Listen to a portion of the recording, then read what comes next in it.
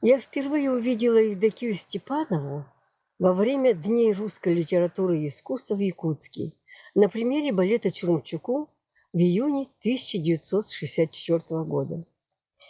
Ее необыкновенная лучезарность, мастерство в партии Ниргояны потрясли тогда не только меня. Мы проработали вместе более 20 лет, но подружились только в 80-е, когда она сама вдруг обратилась ко мне по поводу сценария и программы своего юбилейного вечера. Еще более сблизили нас 90-е годы. Тогда мне удалось уговорить Евдокию Александровну принять руководство труппой в трудный период. Когда мы стали друг для друга, как она часто любила говорить, балетными сестрами. Это было непростое, но очень вдохновенное и счастливое время. Время новых, интересных, творческих возможностей. Мы вместе жили только театром, жили только нашим балетом. Евдокия Александровна часто рассказывала мне о своем сиротском детстве и в результате оставила нам свою книгу воспоминаний «Птица летит, и я лечу за ней». Я горжусь своим участием в этом издании. Книга начинается со строк: «С плачем ли я родилась, не знаю. Свидетели моего появления на свет Божий месяц февраль, 17 число, город Вилюйск, 1937 год. Память зафиксировала только жесткие стороны жизни, жестокого времени моего детства». Неординарная судьба вилюйской сироты, ставшей звездой балета и гордостью республики, это благодатный сюжет для любого романа или фильма. Очередная сказка о Золушке и ее чудесном преображении. Неуютные скитальческие годы раннего возраста оставили в ее памяти лишь холодную дорогу, по которой она бежит вслед за матерью, бросающей камни в ее сторону. Как позже Дина узнала, отец погиб в первый же год Отечественной войны. Детство Дуняши находит приют в Вилюйском детском доме. Там она впервые узнает, что такое своя кроватка с теплым одеялом, что есть завтрак, обед, ужин, игрушки и книжки. А в 1944 году девочка попадает в Якутск. Известный артист и директор театра Тарас Местников увозит ее на учебу в открывшуюся музыкальную школу. Они плыли на пароходе очень долго. Уже закончились продукты, и как-то аромат жареной картошки привел голодную Дуняшу в камбуз. Она тихо стояла и смотрела на огромную шипящую сковороду, как вдруг от какого-то толчка вся картошка оказалась на полу. Дуняша тогда вдоволь насытилась и, весело напевая, вышла на палубу. Оказалось, пароход наткнулся и сел на мель. По приезду в Якутск Дуню определили в класс фортепиано. Но однажды случай приоткрыл ей дверь балетного зала. Там дети ходили под музыку, вытягивая носочки. И ее сердце сразу вдруг узнало эту, как будто бы уже родную, красоту, которую всегда жаждала ее детская душа. И также случайно Дуняша сама пришла на новый набор детей на хореографическое отделение музыкальной школы. И, конечно, была принята. Так еще ребенком будущая балерина сама определила свое призвание и старательно вытягивала ножки под строгим взглядом учителя и первой якутской балерины Аксении Посельской. А далее свелась цепочка из судьбоносных встреч и событий, в результате которых другой педагог Дуняши, тоже балерина Якутского музыкального театра-студии Нелли Сильванович, увезла ее в 1948 году на учебу в Ленинградское хореографическое училище. Город на Неве, самая прекрасная улица в мире, улица Зодчего Росси, прославленная балетная школа стали для девочки из Медвежьего края родным домом на многие долгие годы. Сколько любви, терпения и труда педагогов, воспитателей было вложено, чтобы девочка из Якутии, почти не понимающая русский язык, вошла в новую для нее жизнь и овладела профессией. Северянку обучали замечательные педагоги: Евгения Снеткова-Вячеслава, Елизавета Громова, Наталья Комкова, Николай Ивановский. Тепло их сердец всегда были в ее благодарной памяти, так же, как и родительское отношение Зои Бельтюковой, Мариэтты Франкбопула, Зои Закоржевской. Добрыми заботами государства, педагогов, воспитателей она прекрасно освоила свою трудную и любимую профессию, впитала высокий дух ленинградской культуры, выросла жизнерадостным, разносторонним человеком и настоящей красавицей. После 10 лет обучения в 1958 году состоялся выпуск Евдокии Степановой из стен училища, который был все это время для нее родным домом. Одновременно с ней дипломы «Альма-Матер» получали будущие звезды Кировского театра Алла Сизова и Юрий Соловьев, будущая мировая знаменитость Рудольф Нуреев и ее подруги Урсула Колянь из Германии и Мения Мартинес из Кубы. Одноклассники всегда называли Дуню Диной, и это ей очень нравилось, как позднее и нам, ее коллегам в Якутске. Любимый педагог Дуняши Комкова предлагала поработать и профессионально окрепнуть в Ленинградском театре, но ее ждали в родном Якутске. Многие земляки уже видели Евдокию успешное выступление на декаде якутской литературы и искусства в 1957 году в Москве. Но по возвращению на родину условия театра оказались очень далеки от маломальски приемлемых для юной балерины, у которой не было ни своего угла, ни родных. Тяжело заболевшая, в глубоком разочаровании, она, благодаря участию ленинградских педагогов, уезжает в теплый Узбекистан. 2 сезона работы в Ташкентском академическом театре поправили ее здоровье, дали хорошую сценическую практику в обширном репертуаре. В декабре 1960-го Евдокия Степанова возвращается в Якутск. И в апреле 1961-го блестяще дебютирует на родной сцене за главной партией второй постановки балета «Сирсе-Меге» «Полевой цветок» в хореографии Василия Козлова.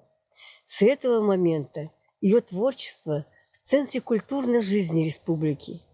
Благодаря ее таланту искусство балета обретает в народе широкую популярность.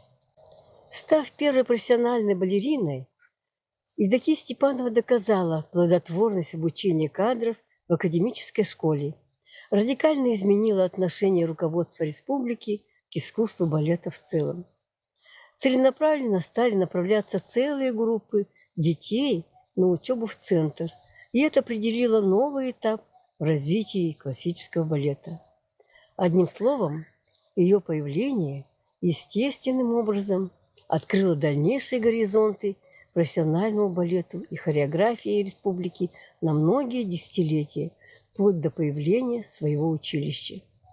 Драгоценные мгновения ее танца, синтезы с глубоким актерским мастерством, покоряли современников. И сегодня ее героини в сердце каждого, кому посчастливилось видеть ее Сильфиду в 7-м вальсе из Шопеняны, впервые исполненном ею на нашей сцене с Лаврентием Микурдяновым, Сирсе-Меге с Афанасием Ефремовым, Джульетту с Алексеем Поповым, Кюнко с Геннадием Баишевым и другие. Сценические творения Степановой впечатляют высокой художественностью, щедростью живописной палитры танца и полнокровностью образов. Единством танцевального мастерства и артистизма она достигала необычайной целостности своих образов. Классический почерк балерины в объемности поз, ясных линиях гибкого корпуса, стремительной полетности, в изяществе, по-земному женственном, живом и трепетном. В венце сценических творений признанного мастера образ Нургуяны в балете Чурумчуку-Батуева, который хореограф Кира Карпинская сочинила специально на Евдокию Степанову. Как первая исполнительница, она заложила исполнительские традиции одного из выдающихся образов якутской балетной классики – Нургуяны. Ее Нургуяна даровала этому балету долгую и счастливую сценическую жизнь – почти 60 лет. Он и ныне дает творческую путевку новым поколениям балета. Дальнейшее движение национального репертуара связано с такими новыми спектаклями Степановой, как «Алый платочек» Жукова-Литинского на тему гражданской войны в Якутии, в котором под влиянием революционных идей ее героиня возрождается к новой жизни. Это балет Аланхо Кюнко Валерия Каца, в котором за светлоликую дочь солнца Кюнко борются добрые силы и побеждают над силами тьма. А какой Джульеттой была Степанова! Ее одухотворенный лирико-драматический талант потрясающе раскрывался в небольшом одноактном балете, поставленном Карпинской для нее на музыку увертюры фантазии «Ромео и Джульетта» Чайковского. Даже знаменитый якутский Отелло Дмитрий Ходулов, впечатленный ее шекспировским образом, предлагал сыграть ей Дездемону с ним в драматическом спектакле. Широта творческого диапазона балерины в глубине внутреннего смысла и поиска в постижении индивидуальной гармонии каждого образа. Совершенно иные пластические язык, иная эпоха, в иных коллизиях находит ее воплощение партия скромной учительницы барышни в балете «Барышня и хулиган» Шостаковича. Драматичный образ героини периода НЭПа, насыщенный эмоциональным психологизмом, зарождающееся чувство любви, правдивостью живого характера заставлял плакать весь зрительный зал. А вот строгий и прекрасный бледный лик, легкий стан, окутанный белым облаком тюники. Это скользит при лунном свете повелительница Велис Мирта в старинном романтичном балете «Жизель». Здесь балерина проявила традиционную академичность ленинградской школы наиболее ярко. Балет классического наследия дал возможность продемонстрировать это в полной мере. Мало сказать о завораживающем продвижении Мирты, словно от дуновения ветерка или о стремительности полетных диагоналей и вращений, о неумолимости жеста. Красота холодная, таинственная и неземная, от которой захватывает дух. По воздействию Мирты Степановой остается непревзойденной, по-моему, на нашей сцене и сегодня. В балете «Голубой Дунай» Штрауса балерина покоряла зрителей в партии венской примадонны Франциски. С блеском и естественным шиком подавала она свою героиню, любимицу светского общества, в которой слегка присутствовало и нечто, что отсылало к старым голливудским музыкальным фильмам. О бесконечных возможностях перевоплощения актрисы заявляет эксцентричная мачеха Золушки Прокофьева в хореографии Алексея Попова. Острым росчерком незаурядного комедийного дара Степанова с творческим наслаждением обрисовывала властный и взбалмошный характер капризной мещанки. Сочной палитрой гротеска высмеивалась отрицательная героиня французской сказки, при этом не лишенная и своеобразного обаяния. Ритмы земли Аланхо захватывают неудержимым бегом белоснежного оленя. В каждом отточенном движении выплескивается свободолюбивый дух прекрасного символа снежных просторов. А вот другой танцевальный гимн уже в честь искусного якутского чорона. Он то сияет нежностью, то брызжет радостью, очаровывает и уносит в долгожданное, теплое, веселое лето. Это маленькие шедевры балерины, ее концертные номера «Олень» и Чорон. Им аплодировали не только в республике и больших сценах России, но и в Лаосе, Камбодже, Индии, во всесоюзной программе «Танцы народов мира», в которой Евдокия Степанова представляла искусство Якутии в 1967 году. В истории национального якутского балета это было впервые.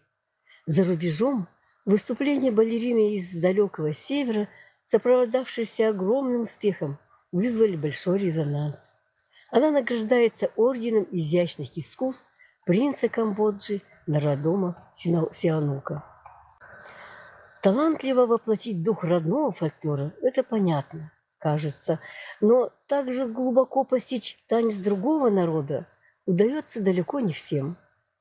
Испанские одноактный болеро Равеля и танец Малагени в хореографии Алексея Попова, восточный бухарский казались кровными для якутского мастера.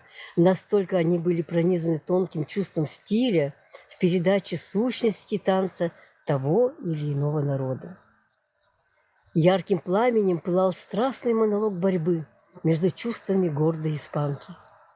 Пластическая графичность испанского танца впечатляла музыкально-драматургической образностью, артистическим темпераментом.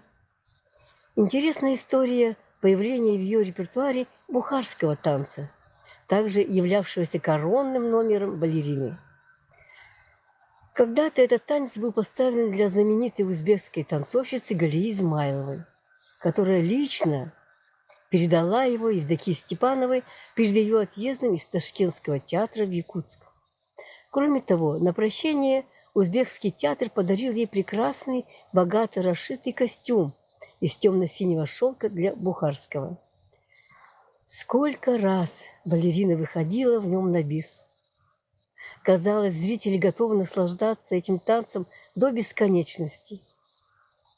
Сложнейшая координация в сплетениях рук, кистей, с положением корпуса, с мельчайшими нюансами движений плеч, головы, значительностью каждого взгляда. Все это обычно затруднительно для чистой классической танцовщицы, а порой просто невозможно. Ведь бухарский народный танец почти своей первозданности, но якутская балерина в нем как будто сошла на сцену со старинной фрески или из сказок «Тысячи и одна ночь». И это всегда поражало всех. Она стала лучшей исполнительницей знаменитого танца Великой Узбечки. А разве кто-то сможет сегодня повторить эти маленькие шедевры Степановой, как бухарский танец, олень, якутский танец, малагения? Не раз она передавала артистам свои номера, как говорится, из ног в ноги. Но это было уже почему-то совсем другое. Все это видели и понимали. Но все же иметь даже право прикоснуться к этому уникальному репертуару и сегодня является большой честью для любого артиста. В танцевальных образах, больших и маленьких, Евдокия Александровна дарила понимание великой силы искусства, его духовное воздействие на человека. И люди были признательны за открывшуюся им красоту говорящего танца, перед которым бессильны самые пронзительные слова. Ее талант сиял живым многоцветием радуги, блесками чистого снега, сполохами северного сияния и возвышал каждому, кому выпало счастье соприкоснуться с ее творчеством. Искусство Евдокии Степановой не раз вдохновляло мастеров пера и мастеров кисти. Мгновения ее искусства запечатлели известные строки Семена Данилова «Пляску белых журавлей пляшет белый снег» и стихотворение «Первый снег», и вместе с ней в танце кружит древняя земля якутский танец, ставший популярной песней «Якутяночка» на музыку Аркадия Алексеева. Восхищение ее талантом выразили поэты Николай Рукунов, Иннокентий Ретюков, Анатолий Нелунов, ленинградский писатель Николай Вагнер. Мастера слова не случайно наделяли ее эпитетами: якутский алмаз, белоснежная бабочка, золотой олень, белокрылый каталык, северный терпсихора. Образ балерины в красках воплотили художники Афанасий Осипов, Николай Попов, Игорь Нелюбович из Санкт-Петербурга. Миг балетной жизни на сцене краток, мимолетен. Жестокая реальность красивой профессии. Что заставляет людей помнить это мгновение, создавать легенды о самых любимых? Ведь порой от творчества остается только фотографии и несколько кинокадров. Какой ценой давалась творимая ею красота, знал лишь рабочий балетный зал. Знало ноющее тело, стопы, стертые в кровь. Знала душа в мучительном сознании несовершенства и обреченной жертвенности во всем, что у обычного человека, у обычной женщины называется просто жизнь, семья, дети, работа. Балерина Прима Евдокия Александровна была семейным человеком. С супругом Юрием Григорьевичем Дягилевым они вырастили 2 сыновей и внуков. Материнский и семейный долг в большинстве случаев редко сочетаем с физически тяжелым трудом и успешным творчеством балерины. Эта профессия является испытанием для всей семьи. Общими стараниями семья и балет всегда приводились к одному знаменателю – к любви. А переход Евдокии Степановой к педагогической и репетиторской работе был естественным продолжением служения родному балету. Профессиональная дотошность заставила оторваться от семьи и поехать на учебу в 1982 году на 2-годичные педагогические курсы Московского хореографического училища. Обогащенная методическими знаниями, свежим кругозором театральной жизни, она стала ценным специалистом для родного балета. Ее требовательность и умелый подход всегда вели к плодотворному результату. В 1992 году она подготовила молодых солистов Дмитриева и Петрова к участию в первом международном независимом конкурсе имени Дягилева в Москве.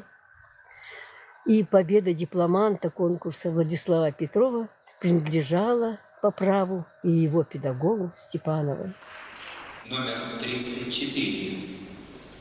Владислав Петров. 3-я возрастная группа. Россия. Город Якутск. Педагог Евдокия Степанова.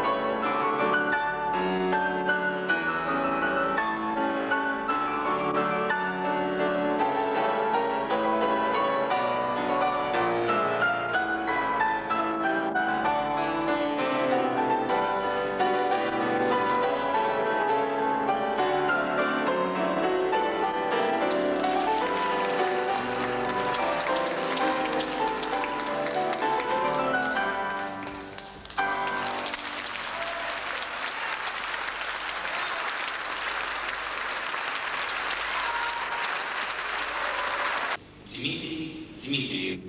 3-я возрастная группа. Россия. Город Якутск.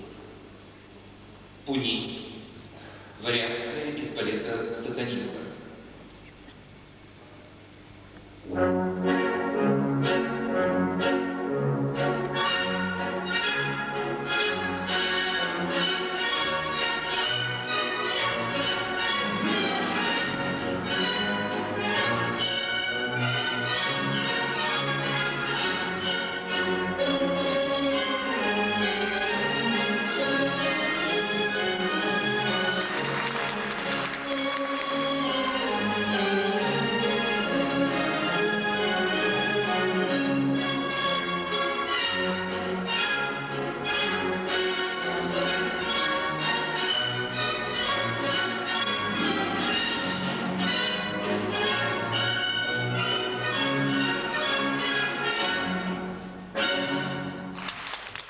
Увлеченная работа с труппой привела Евдокию Александровну к сочинению хореографии.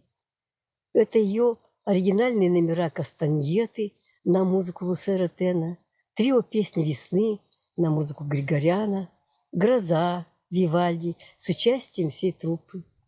При возобновлении балета Чурмчуку в 1994 году она сочинила вариацию «Волшебного коня», наполненную экспрессией, превратив его из бутафорского в танцующего. Она многое сделала, чтобы такие этапные спектакли балета, как «Свадьба Авроры» и «Дон Кихот», пришли на якутскую сцену.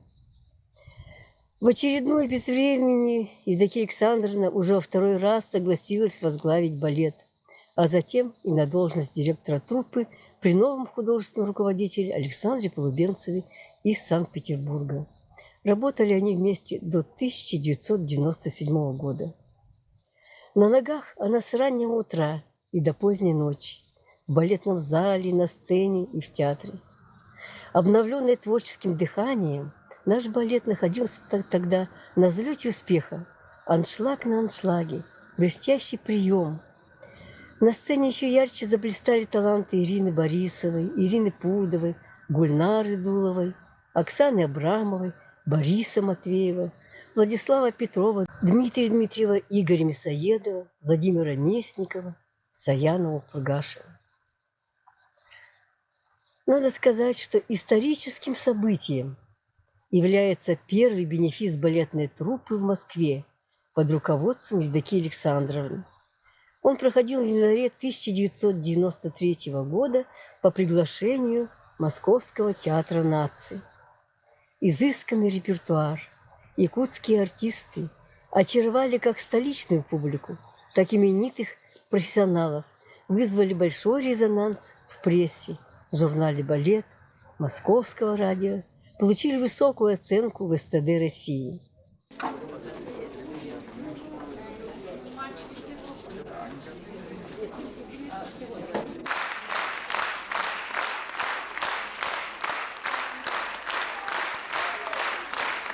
Хореограф Александр Полубенцев, художественный руководитель балета, заслуженный артист России, народный артист Республики Саха-Якутия Евдокия Степанова.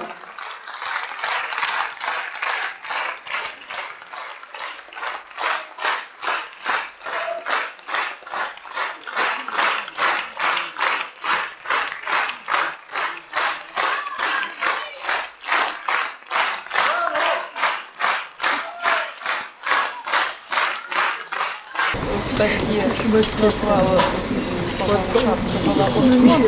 это очень подходит к тому, что мы сегодня получили, то, что мы увидели, то, что мы имели возможность действительно радоваться вместе с вами. И потом вам хочется танцевать. Вы знаете, я знаю немножечко по себе, пожалуй, потому что мне всегда ужасно хотелось танцевать. Меня даже в Дон Кихоте обычно партийка держала за костюм, чтобы я раньше не выскочила на сцену. Поэтому, знаете, я настолько понимаю, что вам хочется танцевать. Это что-то великолепное. Я знаю, что Наташа у вас, так сказать, потеряла свое сердце. Теперь представляйте себе, присоедините, пожалуйста, к ее сердцу, еще мое сердце. Потому что то, что делаете вы, и то, что вы сегодня сделали, я очень рада, что у вас есть хороший балетмейстер. Вот большое вам счастья, большого счастья и больших успехов. В разные стороны, а вы только не увидите это замечание. Не по мне, но вы восприняли это. Одним можно говорить с утра до вечера, они все равно как, не знаю, манекены будут. А вот вас это и педагоги. И мне хочется еще поблагодарить Александра Полубенцева. Конечно. Просто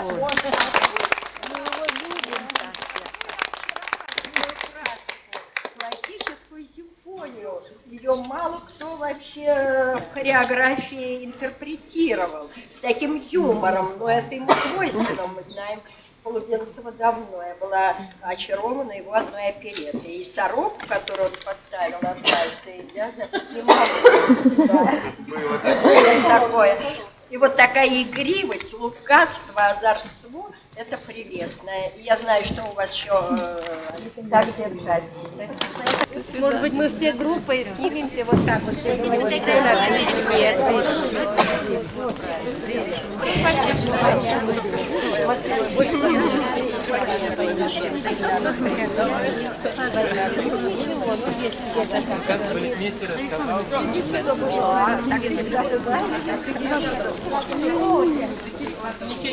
Мои собаки.